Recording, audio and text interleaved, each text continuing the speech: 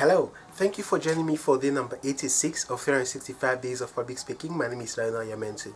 Today I'd like to speak to you about putting people to sleep. I chose this topic today because a while ago I was giving a presentation and it was very informational, loaded with tons of information that I had to deliver to the audience.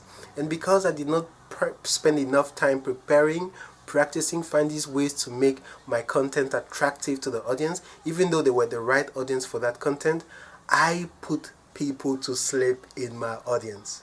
I could not believe it, and I remember it was a short presentation, less than 20 minutes, and I found ways to bring the audience back, but the ways that I used were not effective because I had a lot of content to cover, and basically I wanted to cover my content because that was the point of the presentation, for me to deliver my content.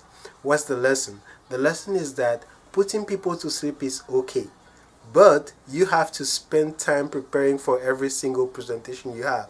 And I speak about this in other videos. Preparation is essential. Now, talking about someone not walking his talk, that's what I did with that specific presentation. But I learned my lesson, and now I have one skill. I know how to put people to sleep. I actually used that as a joke during one of my other presentations, and people found it very amusing. But it wasn't good for me on that day. But something good came out of it. Now I have a joke about putting people to sleep. But don't do that. If you do have a presentation, regardless of how technical or informative the content has to be, find ways to make it entertaining for the audience. You will be remembered by doing that, by spending quality time preparing your message and making it attractive to the people who will listen. Thank you so much for being with me today, and I'll see you again tomorrow.